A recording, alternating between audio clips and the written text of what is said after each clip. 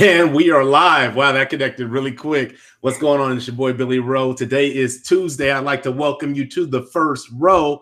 If it is Tuesday, then you know what that means. It's time for a first row intersation. Tonight's topic is self-preservation in relationships. As always, I like to tell people really brief and really quickly what an intersation is. But before I do so, I want to give my guest, my brother, literally another mother.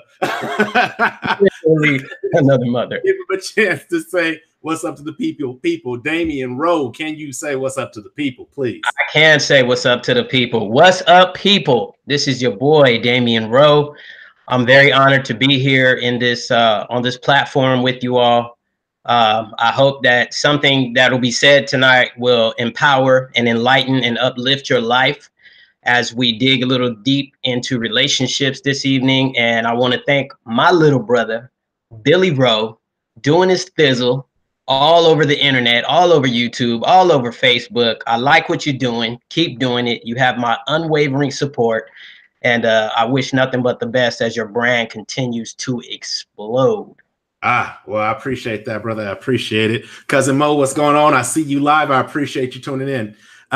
So Intersations. What is an intersation? For those who are new to the intersation concept, intersation is where interview meets conversation. When you add those two things together, you get intersation. So in my life, I'm very fortunate. I have an abundance of friends and family and coworkers and random strangers and acquaintances that I have conversations with. Fortunately for me, those conversations tend to go beyond the surface level of how are you doing, how was your day, in a deeper, more meaningful conversation of, you know, what does that mean to you? Why do you think that way? Where did you learn that? Who were your mentors and things along those lines? So what Intersations is a means of opening literally a literal lens into those conversations, but it's not just the lens into those conversations as an observer, it's a lens into those conversations as a contributor as well. That's why I do these shows live, so that you can engage with us in the chat. You can ask questions, you can provide feedback, nuggets, and advice as this show rolls along. So that's what Intersations is. It's here every Tuesday, except for the holidays that are coming up. It won't be here on those days for Christmas, holidays, and New Year's, but it will be here for the week of Thanksgiving. So that's what an intersation is. It's a literal conversation that you are able to see between Dameon and I tonight, my brother. You'll see the conversation between us, but it's not just our conversation. It's a conversation for all of us. So I encourage you to engage, to take part, to laugh, to joke, to just have a good time, because this content is designed to be uplifting and to help promote growth in all of our lives. So with that, I want to give my brother Dameon a chance to actually introduce himself, and I'm going to do a quick little spoiler on his introduction. My brother is actually an author, so I expect to hear in your introduction something about you being an author. Go ahead and shoot. Big brother almighty. Big brother almighty. First of all, my name is Dameon. As Billy mentioned, I'm his big brother. I'm his older brother. So now everybody has an opportunity to see where he gets his swag from. Stop playing. And anyway, as far as my background is very diverse. I actually had an opportunity to get into the entertainment industry not long after high school. Back in the day, we won't say a year. But, I got into the entertainment business, auditioned to be in a group, ultimately about being in the group for about a year or so. We got signed to Capitol Records, was in this group for about 3 or 4 years. Unfortunately, our record ultimately did not come out due to a lot of drama that was going on at our label. So that actually forced me back into corporate America. So from that point, my background involves public safety, writing. When I was in the music business, I had a long talk with Brian McKnight, and we didn't write our own songs at the time. So after talking to Brian, he made it very clear to us that if our record came out and we didn't write any of the songs, we were going to lose out on a lot of publishing royalties because we weren't writing any music for our own record. So I really didn't like that concept. So from that point on, even though our group broke up, I got involved with poetry and open mic, spoken word. And from there, I transitioned into writing books. Some of my poetry work was featured in Hallmark stores. You don't see too many Hallmark stores nowadays. But I did have my work carried in Hallmark stores, Barnes & Noble, Borders bookstores, Zara's bookstores, and a few other local venues. So I have a pretty diverse background in healthcare, public safety, criminal justice, administration of justice, pretty much you name it. A lot of that will come out, I'm pretty sure, as the interview goes on. But thank you for having me here. I hope that something that I say tonight will bless you all. This is a very pivotal moment in my life as we talk about relationships, because I'm literally fresh out of one. And I'm just warning you guys up front that because of this relationship that I recently ended being such a fresh wound, my thoughts and my emotions are all over the place. I'm happy, I'm sad, I'm thankful, I'm depressed, I'm optimistic, I'm pessimistic. My emotions are literally all over the place. So my goal tonight, without bashing anyone, without throwing anybody under the bus, I want to use my personal experience in relationships to talk to you guys a little bit about what self-preservation really is and how you can examine where your relationship is, so that at the end of this show, you can determine, do you need to hit the eject button, or is there something in your relationship worth fighting for? All right. See, this is why I told him to make sure he included certain things in his hello. Also an author. I got to tell you that, so Billy, don't get upset with me. You burnt, you're gone. So as always with Intersation, I like to start off with a very simple question. It's the same question that I start off with on every single Intersation. Dameon, or so you guys can refer to him as Dameon, but I'm going to call him brother. So big bro, if you could explain or articulate, what does this topic of self-preservation in relationships mean to you? First of all, I want to say hello, Danette, and hello, Jennifer. I see your message there. Keep your head up. Thank you for that encouragement and that inspiration, because like I said, it is a very difficult time for me right now. But to answer your question, Billy, and I have to give you a little bit of background so that you understand the totality of why I'm answering your question this way. Okay. Before I graduated from high school, I had an opportunity to graduate from the Los Angeles County Sheriff's Department Explorer program. And of all of the things I remember learning in the academy is the drill instructors just constantly drilling into our head that if you make a mistake, the academy is where you want to make your mistake, because if you're not paying attention to your instruction at the academy and you get out there in the field and you get behind the wheel of a patrol car and you don't know what you're doing, you're going to ultimately get somebody killed. You're going to get your partner killed. You're going to get an innocent civilian killed or something like that. So the way that self-preservation was taught to me in the academy was, and I don't know if there's anybody in this chat room who's a part of law enforcement, but if they are, I'm sure they will back up what I'm saying. Whenever a peace officer puts on that uniform every day and gets in his car to go to work, his primary concern is self-preservation, meaning every time they go out in the field, their mentality is, no matter what it takes, I'm coming back home. Mm. So when you think of self-preservation, the way that I was trained, you think of it as being in the fight of your life. And when you're in the fight of your life, I guess the best example would be David versus Goliath.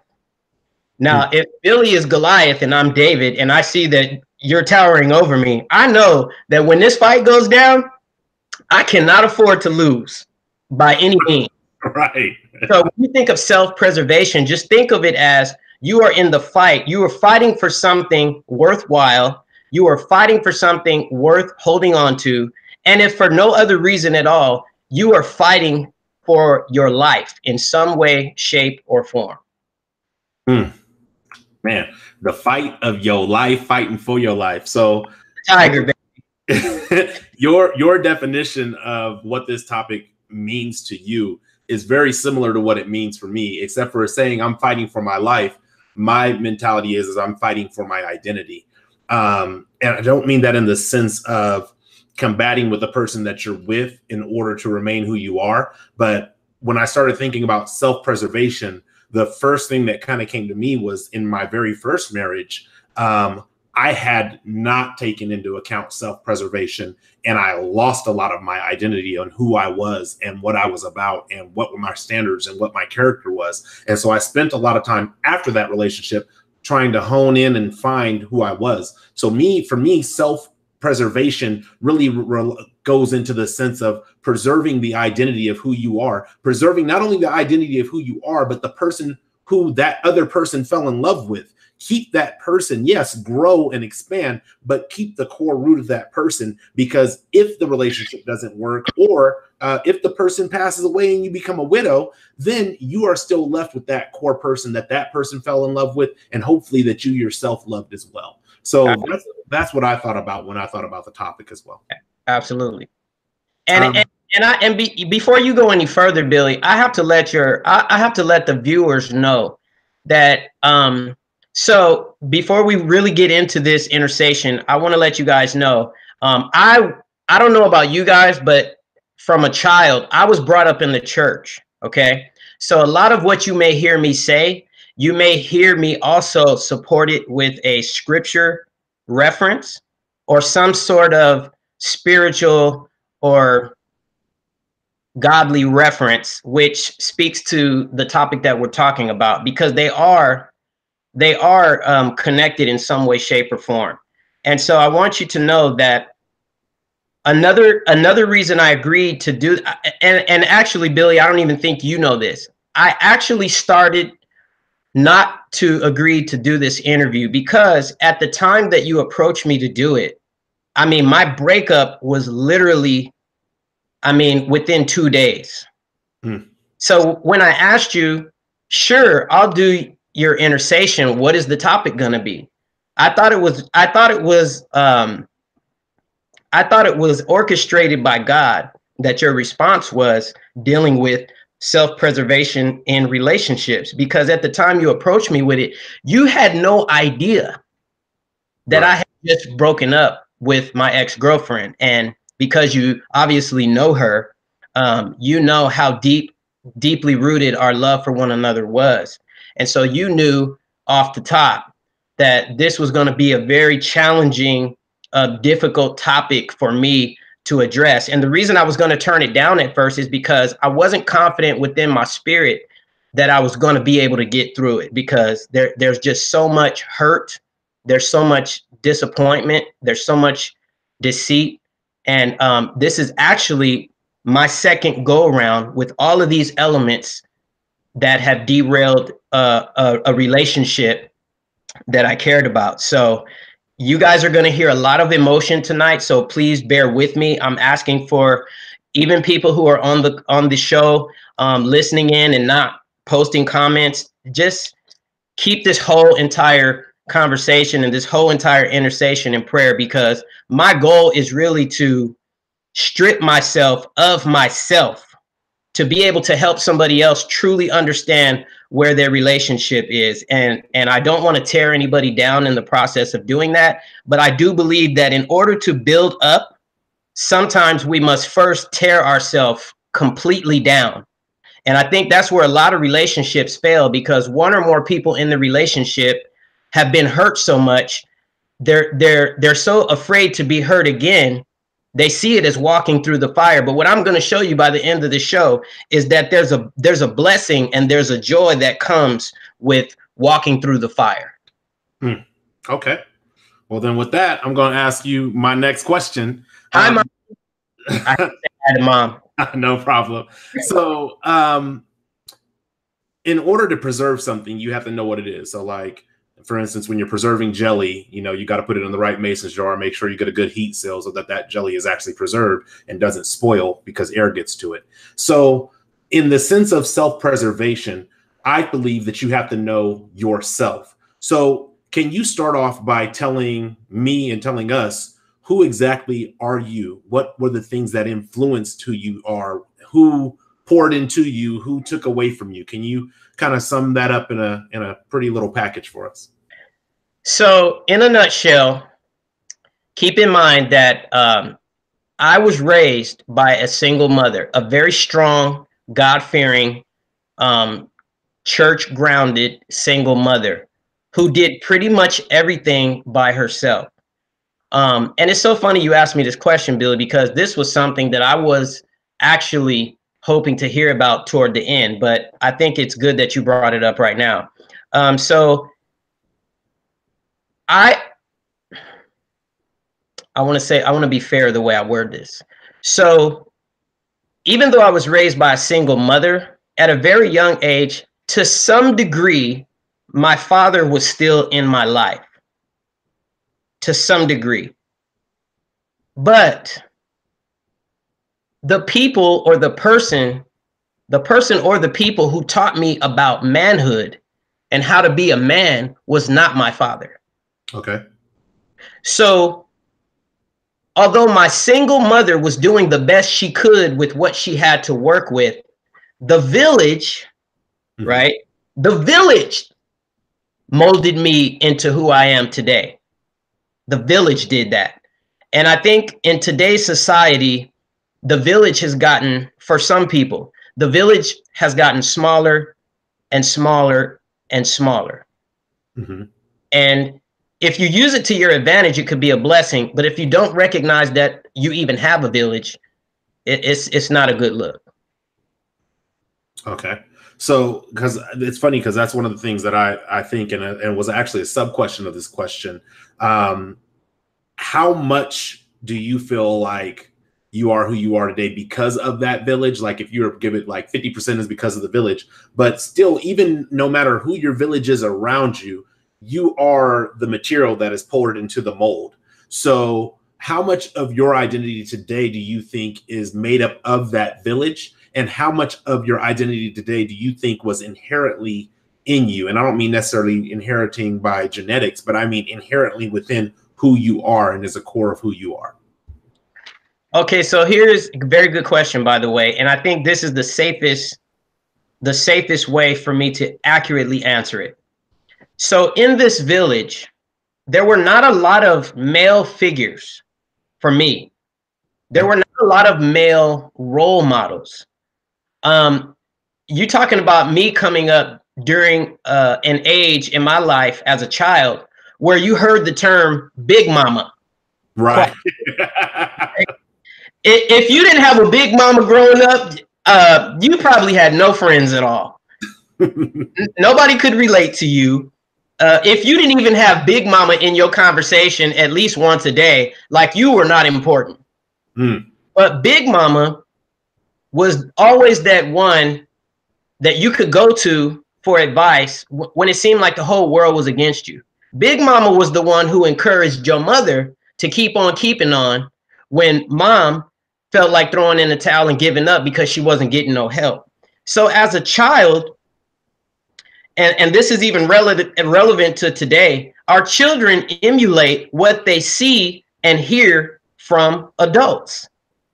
So as a child, I watched my village basically consist mostly of really strong, church-rooted, God-fearing women. And I'm really glad and honored to be able to say that, because I think without that foundation, trying to survive, whether it's in a relationship or just everyday survival, I don't think I would be as well equipped as I am today had it not been for the foundation of Big Mama and the village way back when. So it may sound like I haven't answered your question, but I think that's the most accurate, safest way for me to answer your question. I grew up with a bunch of strong women surrounding me. And I think that's what gives me the ability to speak on relationships, because being a male, obviously, in a relationship who loves the companionship of a woman, I also had a front row seat, a first row, if you will. I had a front row seat to witness how all of these women in my village were either positively or adversely affected by the relationships that they were in. I heard all the crying. I heard all the gossip. I heard who did what to make who mad. I heard what was working. I saw what wasn't working. So as a boy growing up, and then also having an older sister too, I started to put two and two together on my own. And I knew I had to do it on my own because I knew my father wasn't there to guide me and show me the ropes. Not to bash him in any way at all, but this is something that a young boy needs to learn from his father. A young boy needs to learn from his father how to make a woman happy, how to protect a woman, how to cherish a woman, how to identify a woman who has value. That is a man's job. And I made it my point that when I have kids one day, I said this a long time ago, when I have kids, because of the hurt and the anguish and the pain that I felt as a boy growing up who didn't have his father, I made it a commitment that when I do have kids, my children will never in this lifetime be able to fix their mouth and tell anybody what their father never did for them. So you kind of touched on something there with being privy to the background information, the gossip and the hurt and the happiness that was involved in this village that was raising you of women. I think I want to transition into my next question, but part of that I think would have an impact because you're able to not only empathize for that pain because you've seen it firsthand. Now you can sympathize with that pain and hopefully not go out and cause that same destruction yourself and hopefully bring that same happiness that you did see in others. But my question is with self-preservation, sometimes what it does is it causes us to be defensive. It causes us to be reactive. I think Moses put in here a minute ago that he's still learning how to fight fair and not be so defensive. How much do you think, or I guess not how much do you think, what do you think is the difference between self-preservation in the sense of preserving your own identity, but also the counter to that being trust issues and being too guarded in the relationships that you're in? Okay, so very good question. So I want everybody to understand that there's probably many different applicable answers to this question, but because I'm using myself as an example and as a testimony throughout this show, I'm only going to speak from my perspective. And based on what I'm saying from my perspective, you all can apply what I'm saying to see if it fits your situation. So when I think of self-preservation in a relationship and identity, to me, once you establish your identity, especially in a relationship, and what I'm getting ready to say right now is also going to connect and transition into trust. Because once you identify your identity, I think it's important that you also be able to identify in the relationship what you will and what you absolutely will not tolerate. And that's where the trust issues really come in, because most people don't know what they are or are not going to tolerate until they're actually going through what they didn't see coming in the first place. Okay. So how much then, because you said the identity, getting clarity on your identity in the relationship, how much of that has to do with you understanding if the issue or the tension or the friction in the relationship is really being caused by yourself? And the way I consider myself being like paranoia, where the guy is like, oh, you cheating on me, you out talking to whose number? Let me see your phone. Let me check your pockets. You better not have no numbers, because that's when I grew up. You had the numbers in your pocket on a piece of gum wrapper or something. Right. Oh, let me see if you got any numbers on you, and it's a shakedown. And in my opinion, that shakedown is not an issue with the person or the relationship. That issue is a direct paranoia. Now, what may be causing that paranoia may be coming from the relationship, but you could address that a different way. So I guess what my question is how do you identify if the issue really is you or if the issue is the relationship? So here, okay, so I'm gonna use, for example, my marriage. I've only been married one time and I'm divorced now.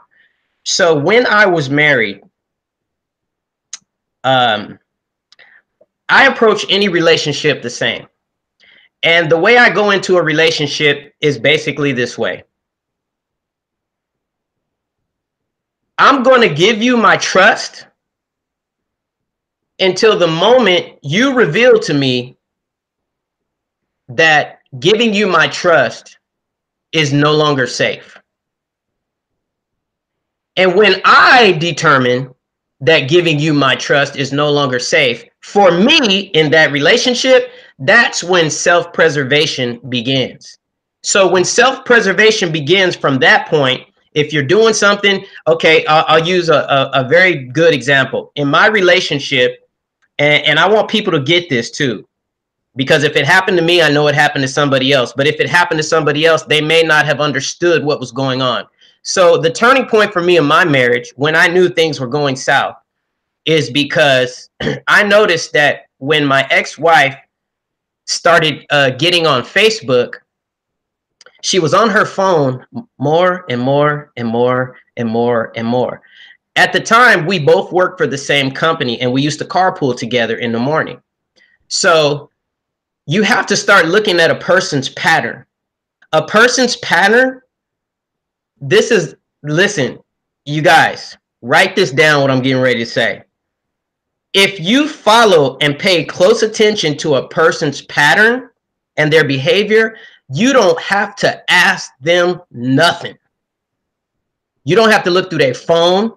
You don't have to ask them interrogative type questions expecting a truthful answer. Their body language and their pattern is going to tell you everything you need to know. That's going to be your writing on the wall. So when we were going to work, I knew that at a certain time at night, no matter what we were doing in the house, she made a point. Okay, it's 9:30. I got to get into bed because we got to wake up at X number of time. So as time went on, I started noticing she was going to bed later and later and later, and it was all her phone. Then I started to notice that we had a bathroom inside our bedroom.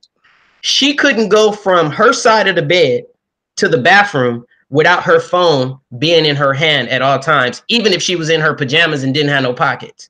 So red flags started going off. Like, what is it about that phone that you have to put Gorilla Glue on the back of it and keep it in your hand so that, you know, you don't leave it nowhere? So when all was said and done, the phone itself had all the answers that I was looking for. I mean, it took me some time, and I did have to eventually confront her about it. But when I did, everything I needed to know was on the phone. So you really have to pay attention to patterns, because you're protecting and you're trying to preserve you in the relationship, because at that point, you want to know that you're not the only one fighting to make the relationship a success. If only one person is fighting for it, it's already dead. So, question, because that what you just described can lead to people to a place where when that relationship ends, they adopt new things into their identity. And I think sometimes the things we adopt into our identity are not healthy for us. And one of the key things I've seen, I have done and I have seen people do, has been adopt the mentality of never again. Never again will I X. Never again will I Y. Doesn't matter what the never again is, but we adopt these never again mentalities. And sometimes never again is okay. Never again will I do something negative to hurt myself. That's a good never again. And that's a never again I left from my first marriage, where I went through depression, didn't know who I was, didn't know what I wanted, felt like the world was coming to an end. And so when I came out of that, I said, you know what? Never again am I going to lose myself, especially over somebody who doesn't care about me. So that's, to me, a healthy never again. But in your opinion, are those never again promises that we make to ourselves after a relationship, is that a part of self-preservation, or is that unhealthy for us? I think it could possibly be both. I'm going to lean more on the side of it is part of self-preservation. So again, using my situation as an example, in my first marriage, I literally caught my ex-wife cheating, literally. And the hurtful part to me about it was that it wasn't just one dude. It wasn't just one guy. It was 3 different guys. And I mean, although some time has gone by, it just kind of like, it kind of like breaks the scab a little bit to even be able to say, I caught my wife, you know, behind the scenes, reaching out to these random men, and we're still married and we're living in the same house together trying to raise a family. So because the phone was an issue, not only was the phone an issue because of the time she was on it, I truly believe, and again, this is my opinion based on my experience, when you're in a committed relationship and your husband or your wife constantly has their phone locked, that's a problem. That's a problem. Because when a person comes around you all the time, especially if they live with you and their phone is always locked, to me, now I'm in self-preservation mode, right? That tells me there is something in that phone that this person does not want me to see by any means. So here we go talking about red flags again. So because I actually caught her cheating and then I made a decision to terminate the relationship and move on, by default, I'm going to carry those findings into my next relationship.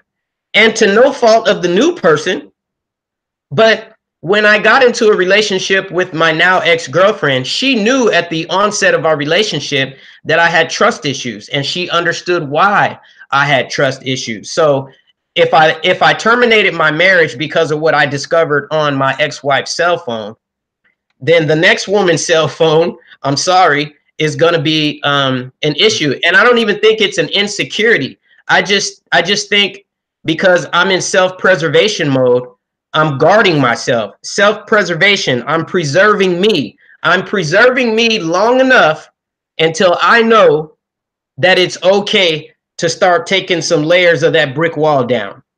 Okay. You see what I'm saying? So that person, so that second person in that second relationship that I'm entering into, they have to earn that, because that's a fresh wound for me coming out of a previous relationship. I'm going to have that trust issue in my new relationship. So then this is a question from that comment.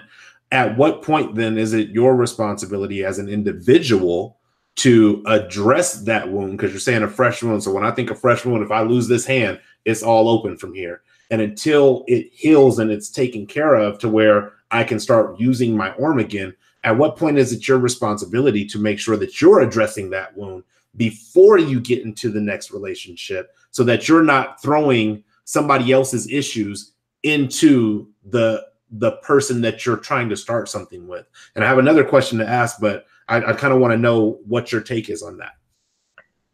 So my take on that is simple. You have to understand, at some point you have to acknowledge and identify the value, the worth of the person you're about to enter into this new relationship with. They have a value and they have a worth, or else you wouldn't even be entertaining the idea of being in a relationship with them. And I think in my situation, my responsibility at that point with this new person in a new relationship would be able to just tell them straight out, look, this is what I went through in my previous situation. I'm going to let my guard down. Not necessarily because I trust you with my life yet, okay, but because I want to give this relationship a fair chance to work. And in order for me to do that, I have come to the self-realization that I cannot hold you accountable for something else that somebody did to me in another relationship that you didn't have anything to do with. Okay. And I agree with that. I think the onus, and not the onus, but the challenge is that human beings are experiential learners. We learn based on experiences. So there's never going to be a clear cut, oh, I'm not taking this previous experience with me into my next experience. There's never going to be that situation. However, I do think that there are some things, like for me, I knew there were things that I needed to address before I got into the next relationship. Even knowing that there were some things that I needed to address before I got into my next relationship, I still didn't know that there were other things that I didn't know. It goes back to what Carolyn said when we did our show I'm sorry, Carolyn, the show just dropped out of my head, but Truthful Transformation. And in that, it was like, you're going to have the things that you know, you're going to have the things that you're good at, and then you're going to have that area that's unknown. And so I didn't know certain things about myself that I thought I was like, okay, I fixed everything. I got everything working well. I'm ready for my next relationship. And it was like, oh, as I was in that relationship, something came up. Oh, well, that I wasn't ready for, and I didn't address that. Oh, that came up and I wasn't ready for. So I agree with you in the aspect of being upfront. Really, at the end of the day, there's nothing that can't be overcame with communication. As long as you're upfront and you're saying, this is something that I have, this is a suitcase I'm carrying with me, no fault of yours, but realize I might have some issues or some insecurities that I'm sensitive about, and I'm working to rebuild and regain that trust that not all people are like that. So I think that that's very important that you bring that up. Let me add something else to what you just said, because that's very important. So, for example, if I'm going into a new relationship and I had trust issues from my previous situation, even though I'm upfront with that person and letting them know why I have trust issues, it's very important. It would be very important for me to let them know that I'm going to give you an opportunity to show me how much you value this opportunity to see this relationship through. And what that does is, like, if I go to a new person and tell them that up front, they can't then come back later on and say, you know what, Dameon, that's not fair. You're blaming me for trust issues in your previous relationship that I didn't have anything to do with. That's not even on their mind to say, because you've already told them that up front. So you really eliminate all that drama from the giddy up. And that's just what grown people do. I mean, when you're an adult, you know, you shouldn't go into a relationship playing mind games with people to try to figure them out. I mean, it's counterproductive, and it really shows the level of maturity that you don't have. And that is a turnoff in and of itself. So I think that was a great point that you brought up also. Okay, thank you. So I'm going to ask you this then, because going into a relationship with the mindset of self-preservation, and I don't want to limit this to just romantic relationships. I mean, any relationship, a parental relationship, a co-working relationship, whatever kind of relationship you want to apply it to. If you're going into a relationship with the construct of, I'm going to preserve myself, self-preservation is the directive number one. How do you then have that directive but still build deep and meaningful connections with people?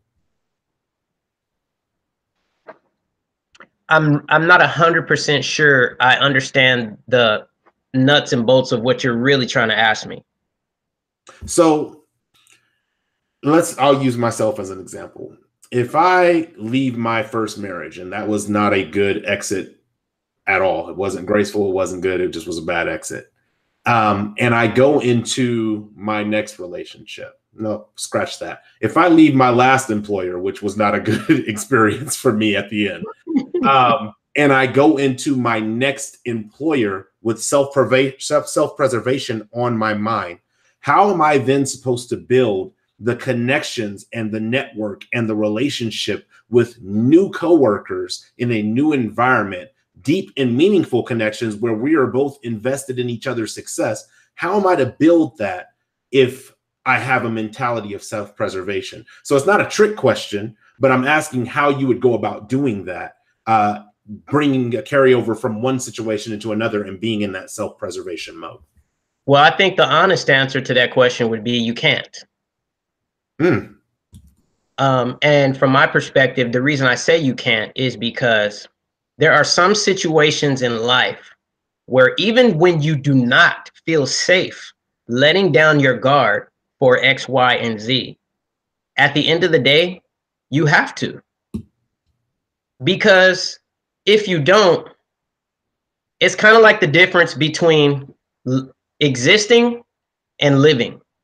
People who exist, they take the same exact route to work every single day.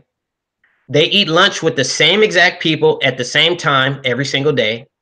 They take the same exact route home every single day. It's like the rat race. So in order to, as you know, the definition of insanity, in order to see a different result, you have to do something different. You can't plant apple seeds and expect to grow lemons. It just is never going to work, right? So you have to let your guard down sometimes and go into new situations with a more positive mindset that something great can be achieved in that venture or on that journey. And I think if you choose not to do that, you're really destroying great opportunities that you will never know what could have been. You will never know the truth about how you could have benefited from that situation if you go into it with the mentality that as soon as I get over there to the other side, everyone waiting for me there is going to hurt me. It's not. It's a counterproductive way of thinking. Okay. So one of the things for me, because I agree with what you say, actually to say that you can't is a very bold and powerful statement, that you can't move forward successfully holding on with one foot back in the past. You just can't. You can't leave that foot behind to move forward into the future. What I do think, going back to experiential learning, I do think that you can take the lessons if you learn an efficient manner to take the lessons that life gives you, good, bad, and ugly, and hold tight to the lessons, but let go of that hurt, let go of that pain. I think we motivate ourselves with pain, with fear of something happening again.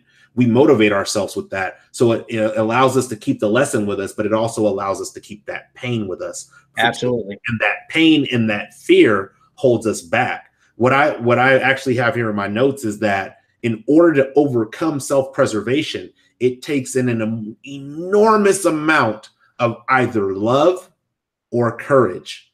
And you being a father, I'm sure you can relate with that, because there is nothing that you and I as fathers would not do for our sons. If we got to jump in front of a bullet, a knife, a train, whatever, we'll do whatever we have to do if it means that we would preserve their lives. So taking that concept of love and courage, I think the courage aspect is what you're talking about, of you have to have the courage to take a chance. So me going to my new, oh, go ahead. You got the church finger up. Go ahead.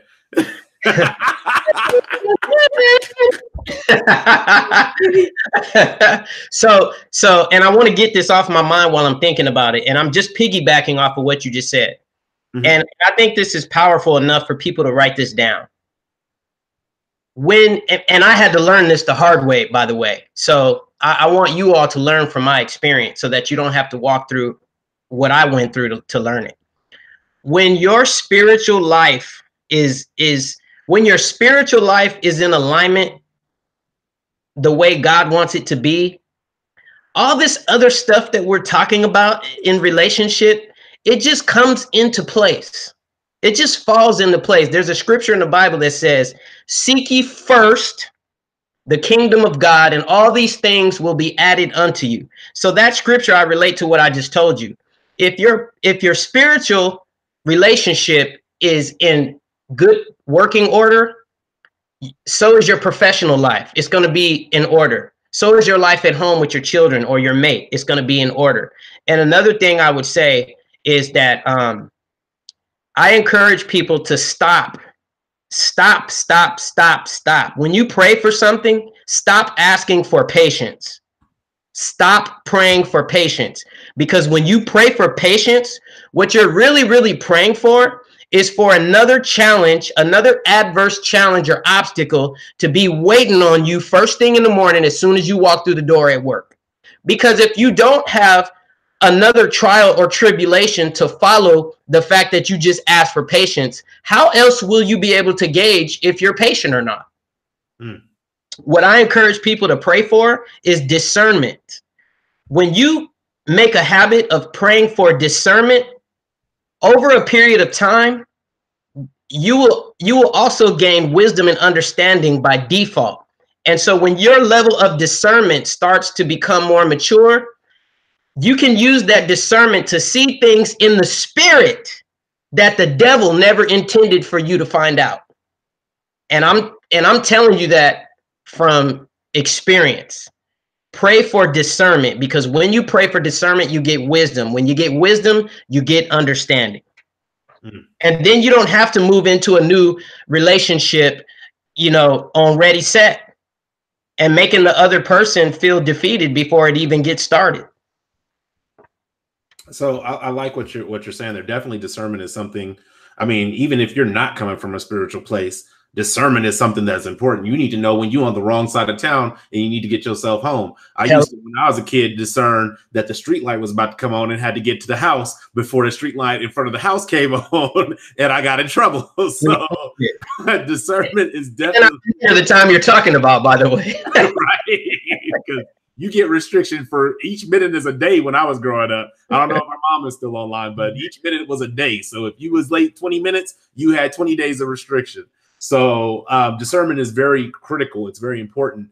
I want to ask you, as far as with love and discernment, going away from discernment, I'm sorry, as far as love goes, I feel like there are those people who are those, what I call relationship hoppers. Like I got to be in a relationship. And so they will either get their heart broken, a relationship will end, and they'll jump into another relationship, or they will be in a relationship and keep that foot in that relationship just long enough till they can get their foot to the next relationship and then cross over to the relationship.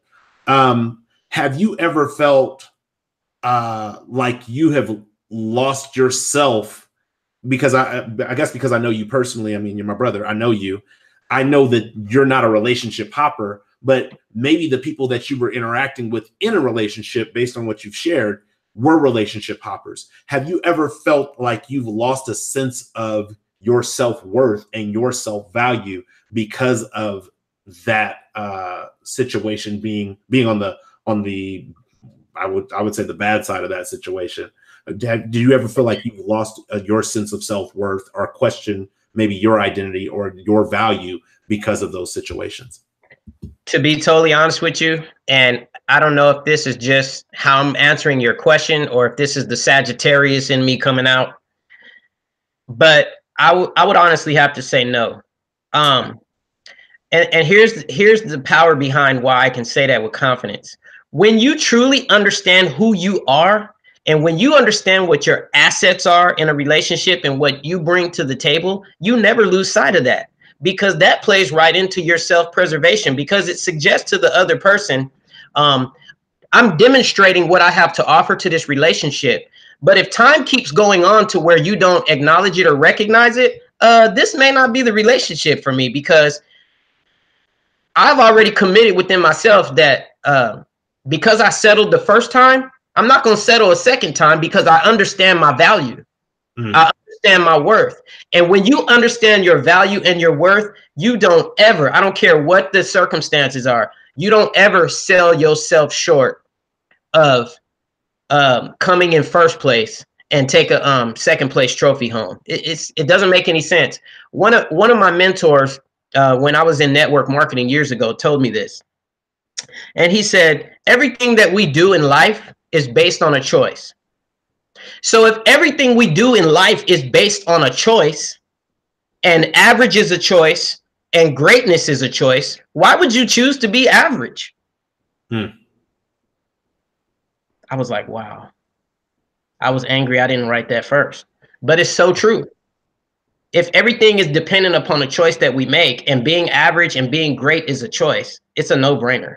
So I would have to say no. When you know what you're worth, and when you know the value you bring to a relationship, you don't compromise that for anybody, for any reason at all, ever. Okay. I like that. Yeah, no, you got to have your non-negotiables.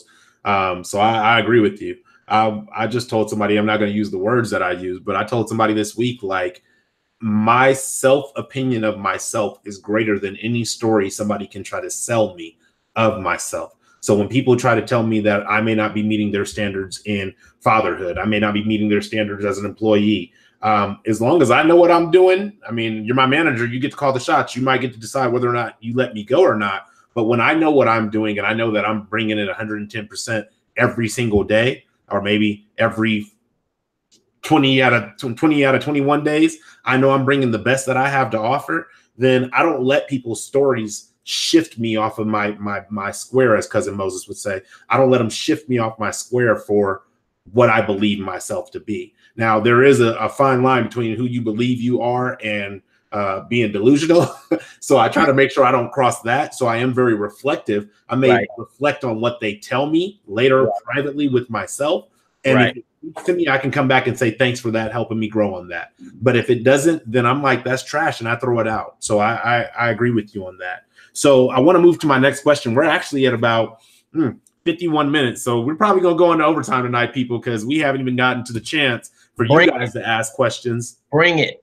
You guys have actually been putting great stuff in the comments. But I want to go ahead and start having you guys, if you have questions. Hey, Kim. Hi.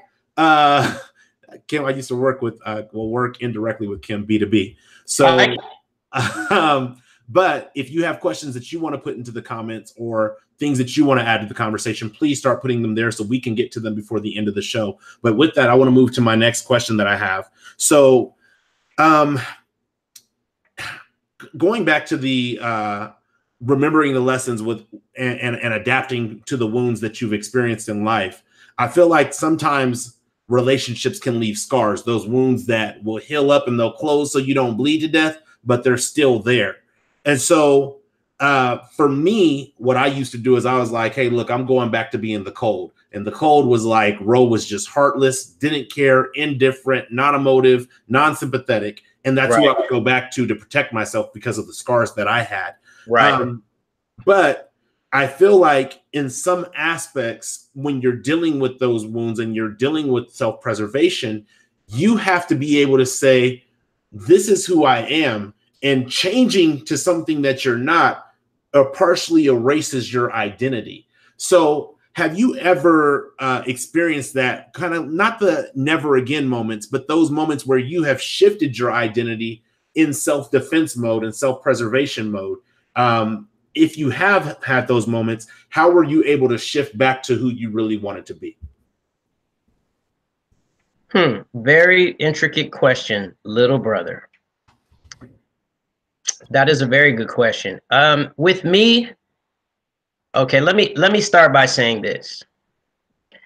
In my relationship that I just ended with my girlfriend just barely 2 weeks ago, I found myself in that relationship always having to, I don't want to say be confrontational, but kinda. And the reason it was is because at some point when the arguments started coming up, I found myself explaining to her, I feel like based on what you keep throwing in my face that I'm doing wrong, I feel like in this relationship, I'm not allowed to be who I truly am. I have to be who you want me to be. And if I have to wake up every day and fall back to sleep every day being who you want me to be, then I'm really not in a relationship.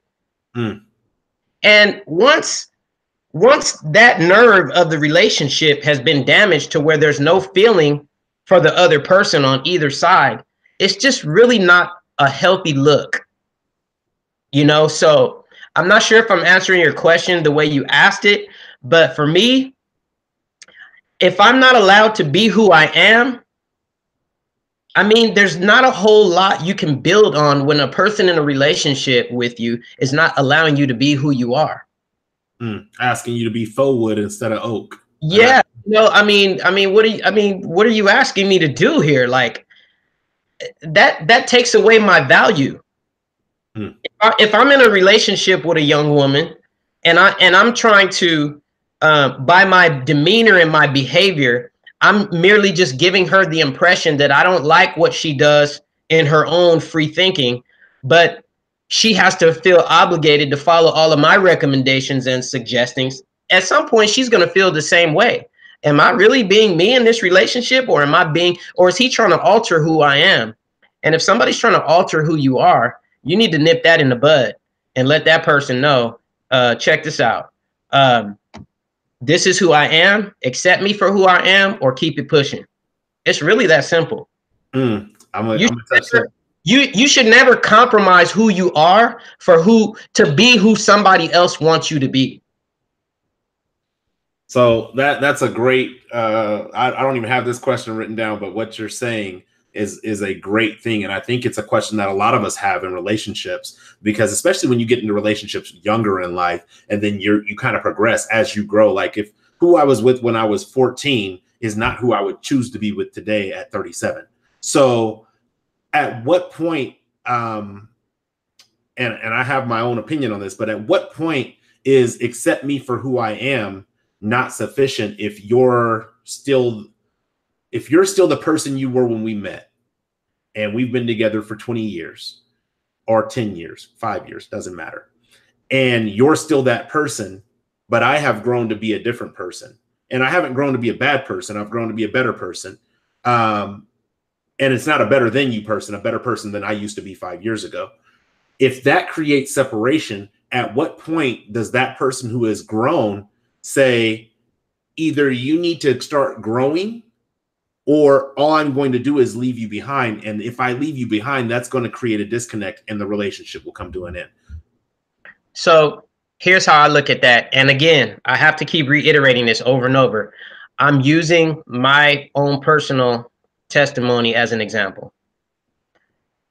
When you fail to acknowledge the value in the person, not only in yourself, but when you fail to consistently not acknowledge the value in the person you're in a relationship with, when you fail to always make a concerted effort to be compromising, what you're really doing over a longer period of time is devaluing that person. And once they have felt devalued long enough, what you're really doing is pushing that person in the arms of someone else. That's actually, you kind of gave me a different concept of it as far as depreciation. When, as you devalue that person, the value of the relationship depreciates, and if the value of the relationship becomes too small, then you end up with a relationship where you said you either push them into the arms of other person, but going back to your previous comment, everybody makes a choice. You help them make the choice to choose to be with another person. Go ahead, what you got? So I just saw a question posted. Thank you for your question, Key Bryant. How do you differentiate between someone trying to change who you are and someone wanting to help you be a better version of yourself?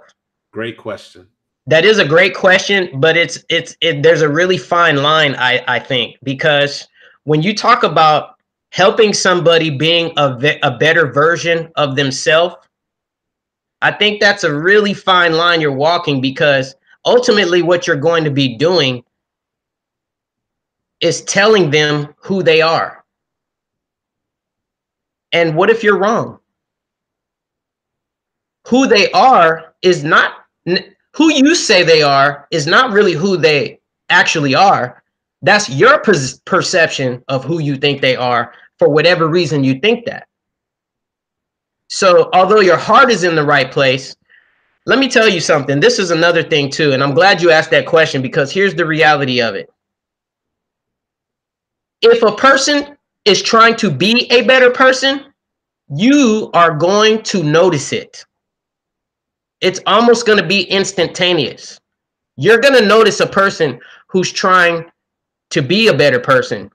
But the thing is, no matter how bad you want to see this individual, because you believe in them, you care about them, you want great things to happen for them, you want them to be successful, as far as them becoming a better person, you cannot want that more for them than they want it for themselves. So that's why I say it's a really fine line. Your heart is in the right place, but at the end of the day, being a better person has to be a commitment they make on their own.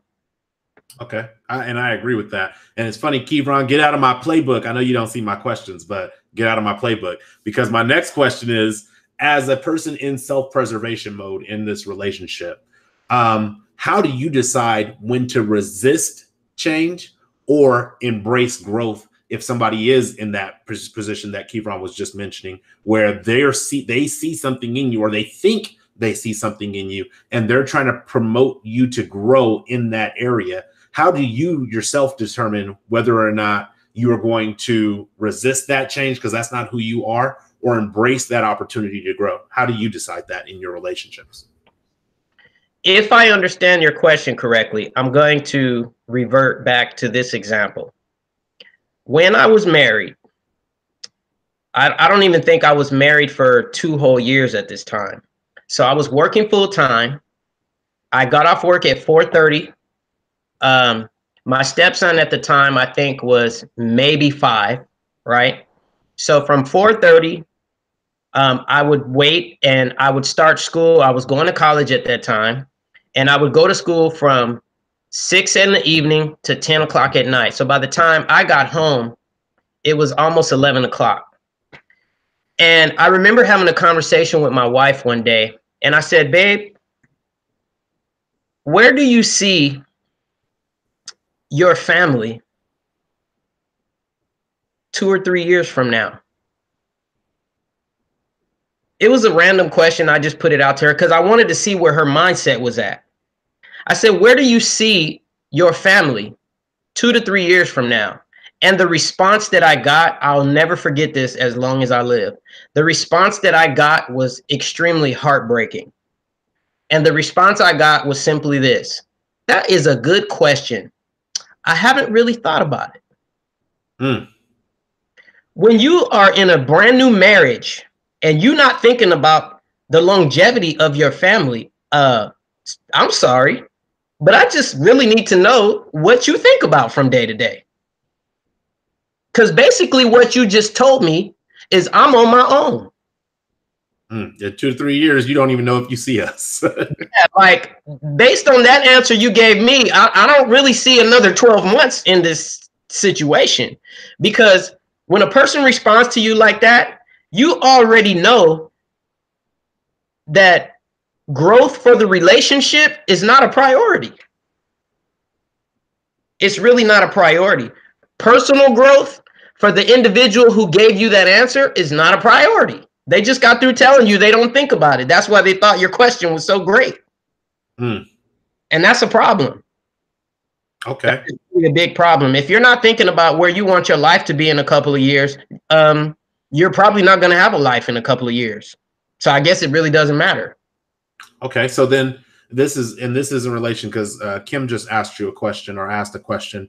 It says, as a giving person in a relationship, how much is too much to give in a relationship without being taken advantage of? And I want to answer that as well, but I want you to go ahead and fire first, brother. Okay. So thank you for your question, Kim. And here is why. This was divine intervention that God put it on her heart to ask this question. Because early on, we talked about how I learned to be a man was not taught to me by a man. It wasn't taught to me by the man that I felt should have taught it to me. So now I want to turn the attention on young girls or women based on Kim's question. When you are a father and you have a daughter, you are to be the shepherd over your daughter. And when you are the shepherd over your daughter, one of your primary duties is to protect your daughter from wolves, because wolves eat sheep.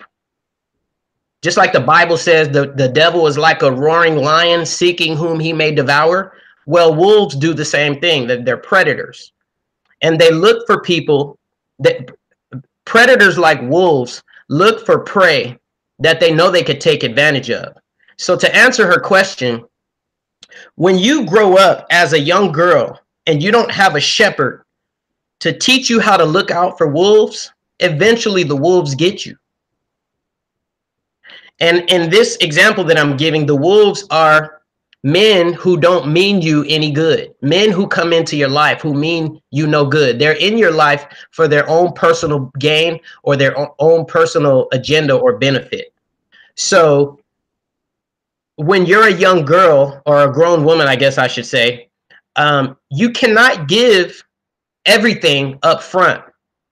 I know people that I grew up with over the years who, even as grown adults well into their 40s, have never been married. And when I look at the dynamics of their relationships that they've had with men over the years, it's just been one man in and out of their life after another.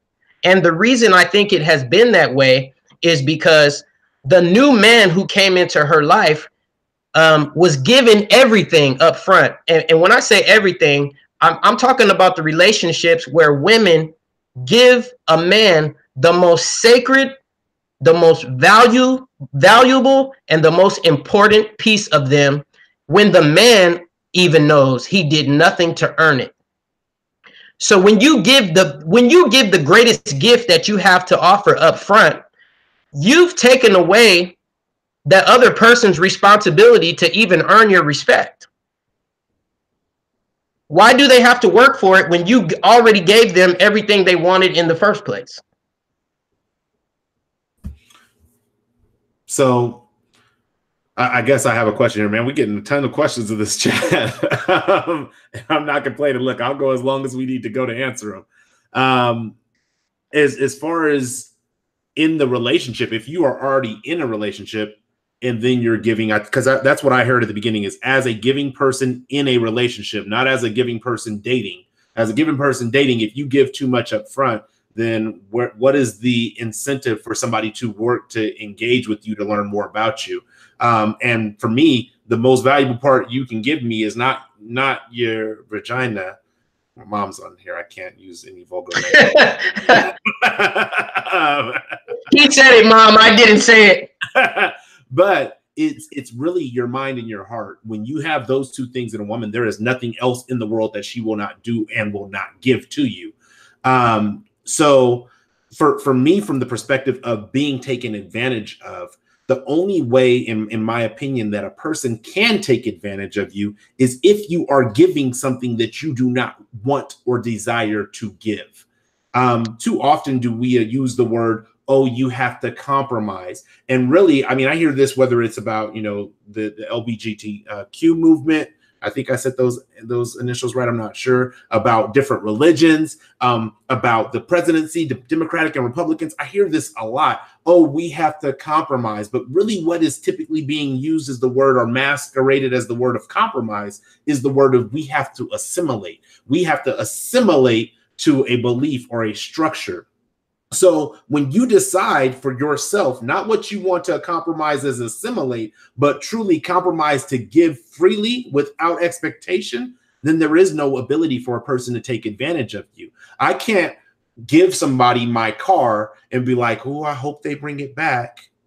No. I'm not giving you my car, because if you don't bring my car back, or if my car gets wrecked and totaled, now I'm out of a car, and you're more than likely not going to give me another car of the same quality of which I gave you. So it's about giving what you intend to give. That is one of the lessons that I fight with myself on probably like a daily basis. What do you want to give? Do you want to give that? No, I don't want to give that. I had a very unfortunate situation this year where somebody lost a loved one. And I had to look into myself and say, do I want to call that person and offer my condolences? And when I got done having the conversation with myself, I said, I don't want to give that. Now, that may be hard, that may be harsh, that may be cruel, that may be cold, but it's something that I genuinely don't want to give. Why would I give it begrudgingly?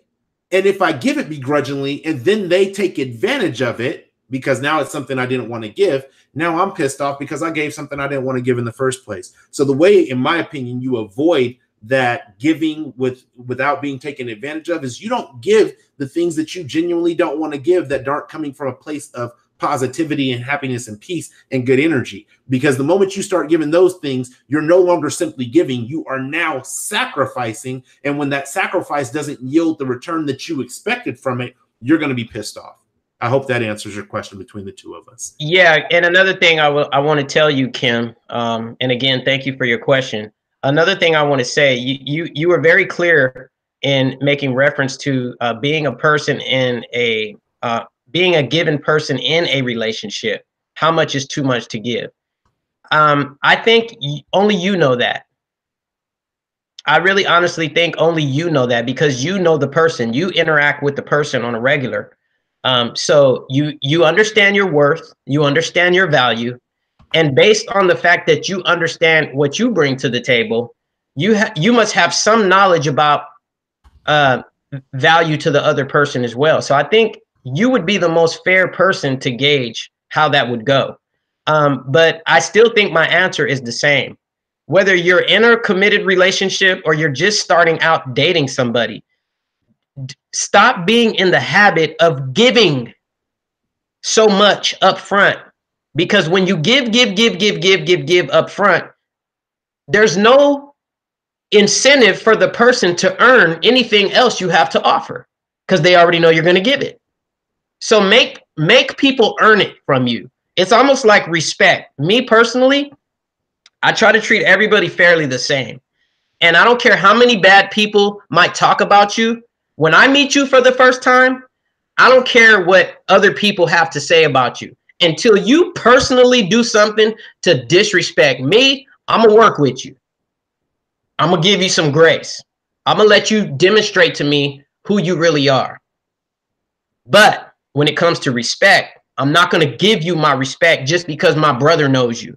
I'm not going to give you respect just because you in the chat room with my mom and my mom knows you and my mom's cool with you. If my mom's cool with you, that's great. You guys earn that amongst yourselves. But I'm new to the situation, so I'm not going to give you my respect based on what somebody else's relationship with you is, but I will give you an opportunity to earn my respect, because in the same turn, I want to work on earning your respect. It's a leadership issue. I'm not going to expect my mate in a relationship to do something that I myself as a leader am not willing to do. You have to create an incentive for people to earn your respect, earn your love, earn the fact that you want to be giving. Don't just do it because it seems like the right thing to do. I think it's something that if you keep doing it, you'll regret it later. And then it won't even be the other person's fault. Well, she said, thank you guys for your advice. You're welcome for that, Kim. You know, you can hit me on any social media, or I think you have my cell phone number. Hit me anytime you want to talk. The follow-up question, Key Brian asks, he says, so going back to the question, if you remember, his question was in regards to you as let's say me as a husband seeing something in my wife that is an area where she can grow, and I see her capability to grow in it. And your response was, you shouldn't be trying to, in short, and I'm paraphrasing, but you shouldn't try to change that person into what you perceive them to be or want them to be, or that you potentially see in them. It's up to them to identify what they should be growing in and who they want to become. So right. He followed up with that and says, so in that case, in a marriage, should you not open your mate's eyes of thinking in the future for the family? I've learned some people just don't know, but they have a willingness to grow and learn. They might be worth the attempt to teach. So he's saying, he hears what you're saying, but he's saying, so if as a husband, I can't come to my wife and tell her, hey, look, this is what I see. You're an excellent person at arts and crafts, or you're an excellent person at business, and you could really stop being a subordinate and being supervised and start being a supervisor, manager, director, CEO. So in the response to his question, so is that your opinion? Is that your opinion that even in a marriage, I, as a husband, can't go to my wife and say, I see something in you, I see greatness, and I want to try to teach you to see it and interact with it? Very good point. I think I understand your question. So here's another example that I could give you. Mm-hmm. Prior to my ex-girlfriend and I breaking up, I obviously recognized that there was problems, and they were starting to develop over a period of time. And a friend of mine told me to listen to this audiobook. Now, although it is a good book, I'm not going to promote it because I'm an author, like you told me to say. So if I'm going to promote a book, I'm going to promote my book, No Longer Silent, by way of poetry. Holler at your boy. In this book, in this audiobook, I have to say it was about 4 hours long. And when I heard it the first time, it literally unlocked mummified doors in my mind to a newer way of thinking, a more productive way of thinking. So, and you might get the name of this book, but so in this audiobook, it says, when you put negative energy out into the universe has a job. And the universe's job, when you put negative energy out into the universe's job is to say, your wish is my command. So if you tell your wife, or if your attitude is, man, I'm tired of working with her, man, because every time I try to show her something, she just doesn't get it, and I'm sick of it. So when you put that negative energy like that out into the universe's job is to say to you, your wish is my command.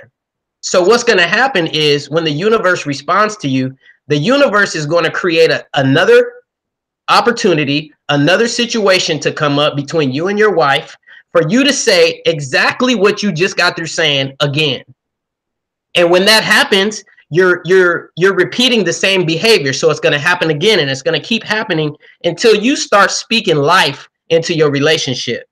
When you speak life into your relationship, it's kind of like watching a beautiful rose bloom right in front of your face.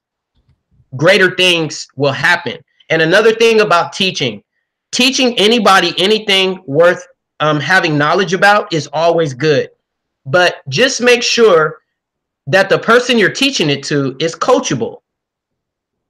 You can't teach anything to a person that is not coachable. It's never going to work. It's never going to work. It's like when you're a leader, you're only really a leader based on who's willing to follow you. They say, there's a saying that says, if you're a leader with no followers, you are simply taking a walk. You're not leading anybody. You're just basically getting cardio in, basically. Right. And to your friend's question too, I would say this. And again, I'm using a scriptural reference. The Bible says that the man is the head of the house, as Christ is the head of the church. So as a leader in your home, you should always be willing to seize an opportunity to teach your family anything, not just your wife, but because that's what leaders do. Always be willing to teach. And if what you're teaching them is going to make the relationship grow, then you have a duty and an obligation to teach it. But I would caution you to just always make sure that the person or the people you're teaching it to are going to be coachable enough to receive what you're saying. Whenever I give somebody advice on relationships or anything, you know what I do? I first ask their permission.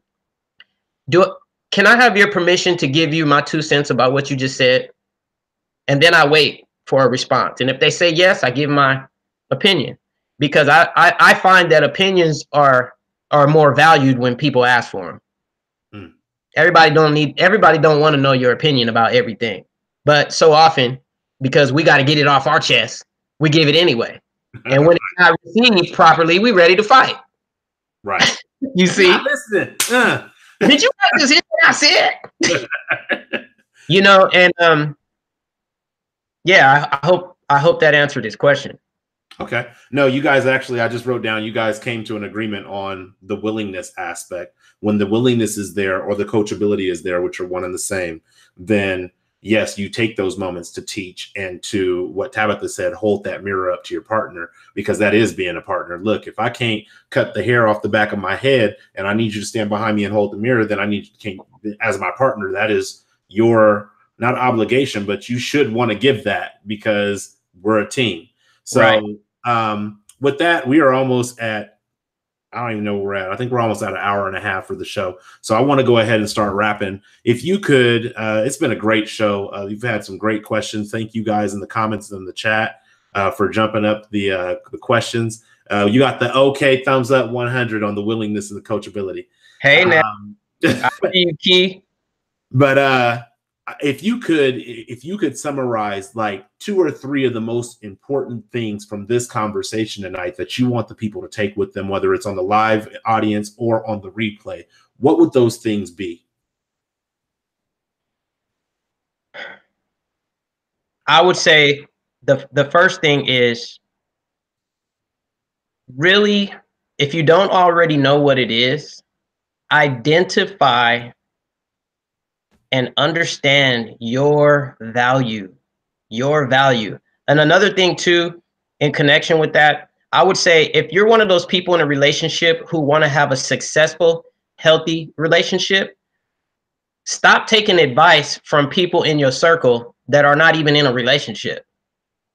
You have to be very careful who you take advice from, especially relationship advice, because misery does love company, as we do know.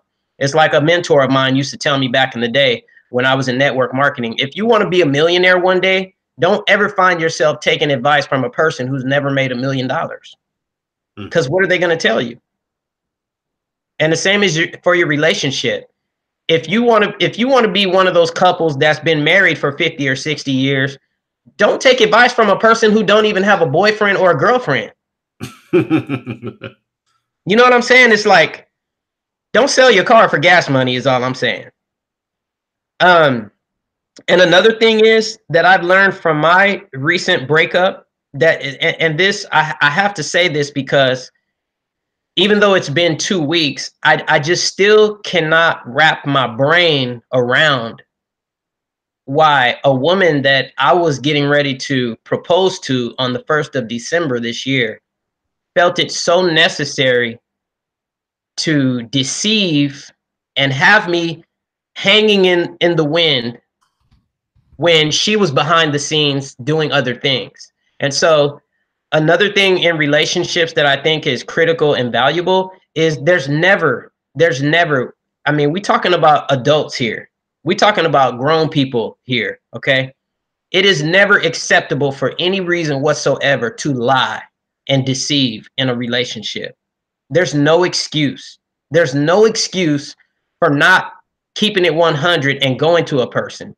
There's no excuse for cheating behind somebody's back. So in my situation, I was literally told that that my ex-girlfriend was not seeing anybody. Not only did I know the name of the guy she was seeing, I knew everything about him, but see, I had to find it out on my own. I didn't find it out from her. So when I confronted her with all this evidence that I had, eventually she came clean and said, I'm sorry. I'm sorry for hurting your feelings the way that I did. And she literally told me, I'm not making this up. She literally told me that the reason she lied to me is because she knew how I would respond if she told me the truth, and she just wanted to protect my feelings. Did anything that just fell out of my mouth make any sense? Right. And I'm telling this to the guys because I'm a guy who was affected by it. If you are in a relationship with a woman who has to lie to you in order to protect your feelings, but she loves you and respects you, she needs to go. I don't care what's going on. I don't care what the benefit package is looking like for you, but don't keep anybody in your life who feels the need to lie to you and deceive you in order to protect your feelings and respect you. It just literally does not make no kind of sense. And always keep God at the forefront of your relationship. And one thing I'll tell you about people who believe in God or children of God, God is very jealous and he does not like people messing with his kids. Do you like people messing with your kids? Right. No, you can. Well, God is the same way.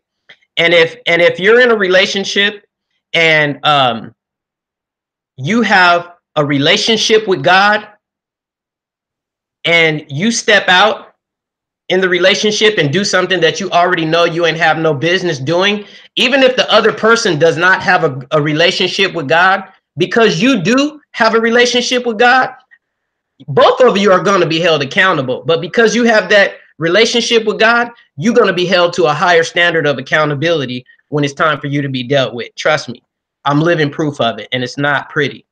That's why I'm telling you from experience. Don't even risk it. Don't even risk it. Do not tolerate a person in a relationship that lies to you, because it's going nowhere fast. All right.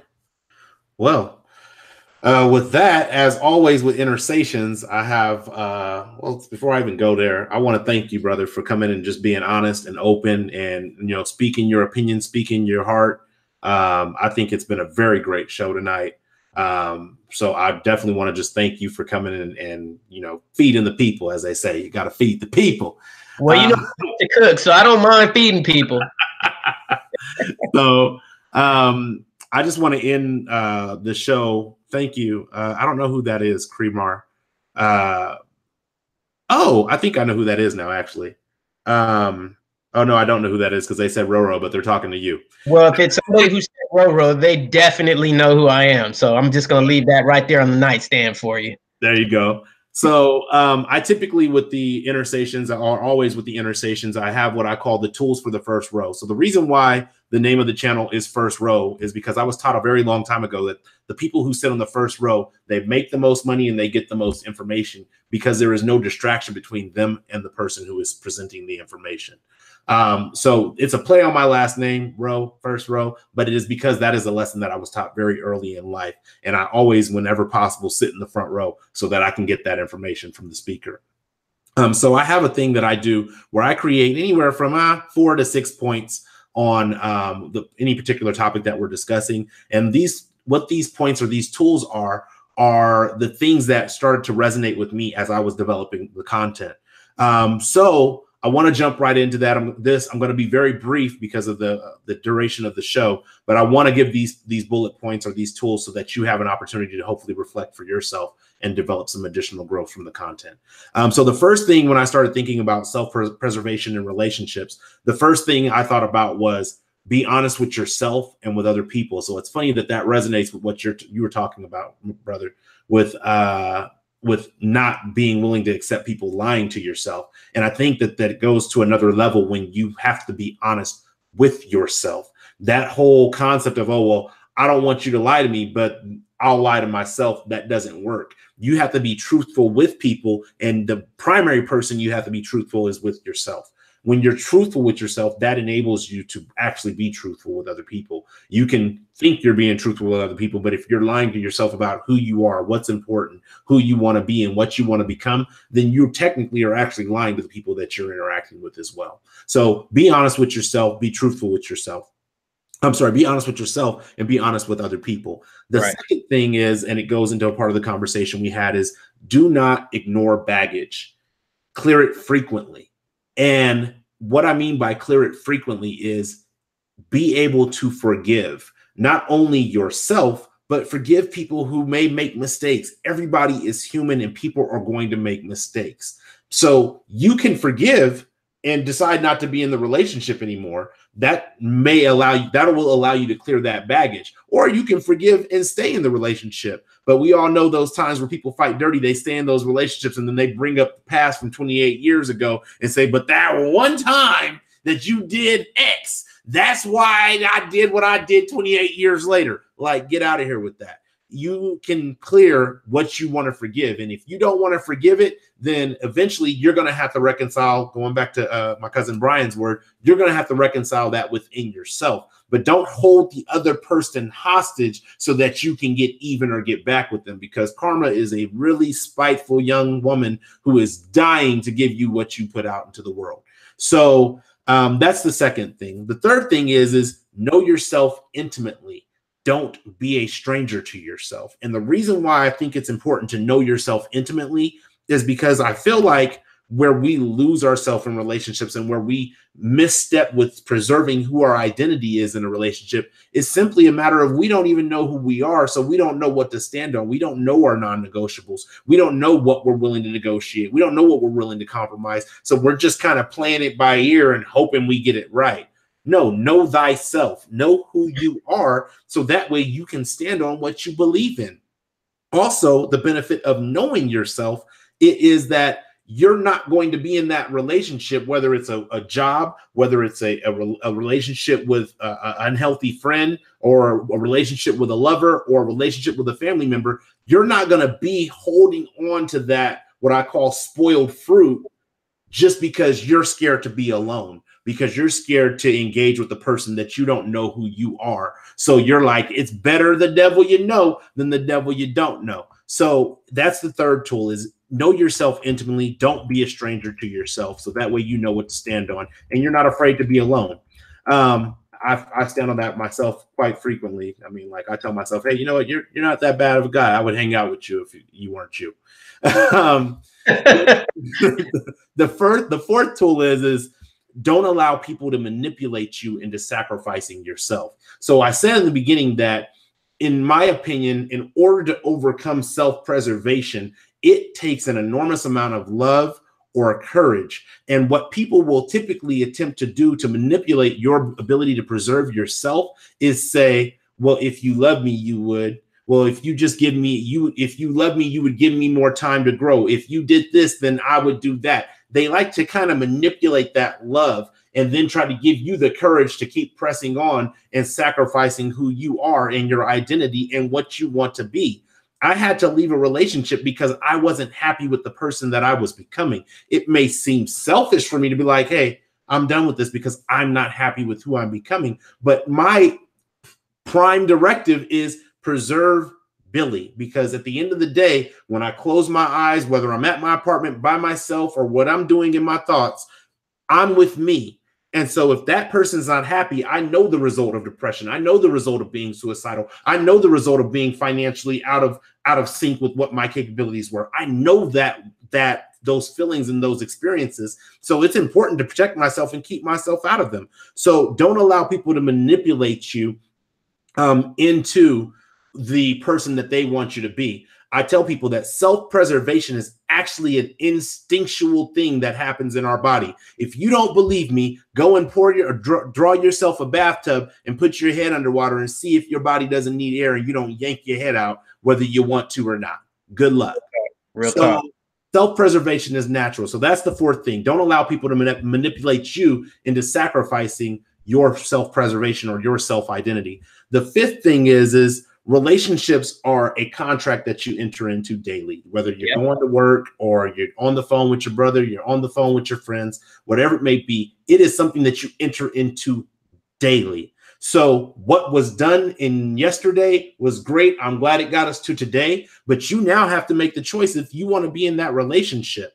And so for me, I actually, in the dating world, I use actually an algorithm that helps me understand the value of a person to me from a character standpoint. And what that value does is it says, okay, if you're not meeting this basic standard, then sleeping with you is the least of my concern. You didn't even make the standard for me to even consider whether or not I'm going to sleep with you.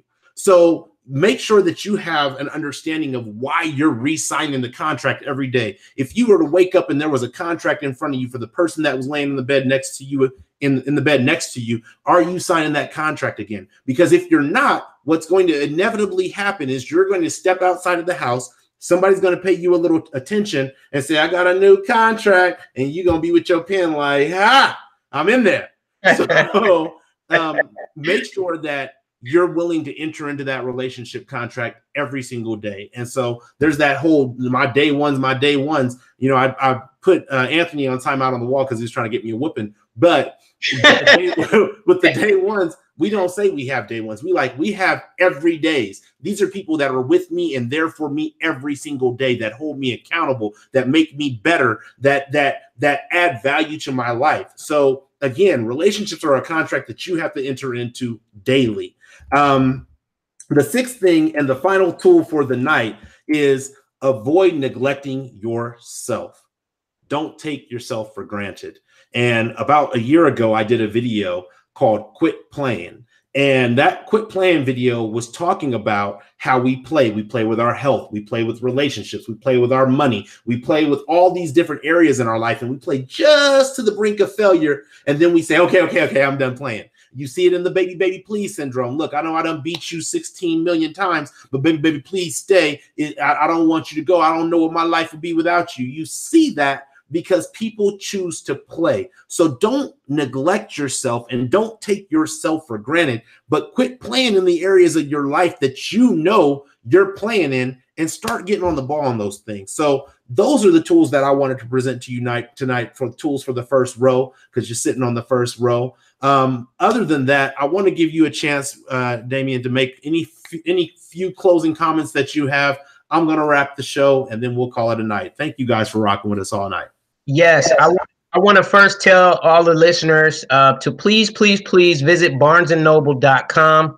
Look for my book, No Longer Silent by Way of Poetry. Let me say that again. No Longer Silent by Way of Poetry. You could actually go into the search field and just type in my name, Dameon K. Wroe, and my books will pop up. Please support your boy. If you liked any bits and pieces of what we discussed tonight, these types of words of wisdoms are littered all throughout my books. So please support me in that effort. Another thing I want to say is you heard me talk about a village earlier.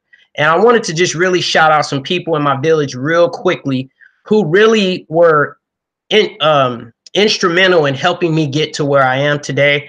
I want to shout out my girl Darlene, my girl Jamila Harris, and I also want to shout out my godmother. Of course, I want to shout out Mom.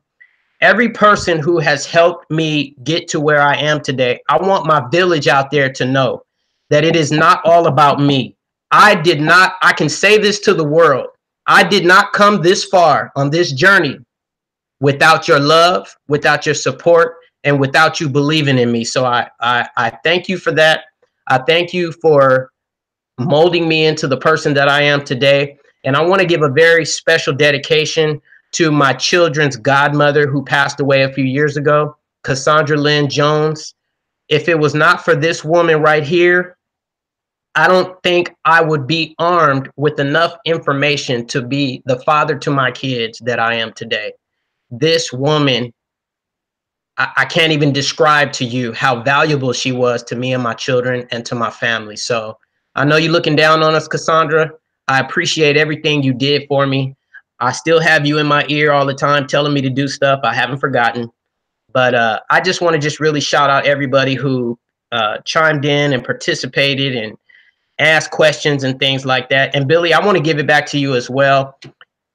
It was so pivotal that you gave me this opportunity because I started not to do it. And the reason I saw an opportunity to end up doing it is because I think it's going to be a driving force behind my healing now that I've gotten to a place where I can talk about it. And I want to encourage everybody else out there to do the same. If you don't do anything else with your life, you have to heal you before you can fix anybody else. It is a must. It is non-negotiable. Thank you all for tuning in, and I look forward to seeing you again on the next first row. Oh, first row. First row. That name, man, is so catchy. I hate you that I didn't think of that. Hey, I gotta get that copywritten. So other than that, you guys, I just thank you again for tuning in. Dameon, I thank you for coming on and sharing again your story, your experiences. Everybody in the chat, thank you for giving great feedback, great questions, great nuggets.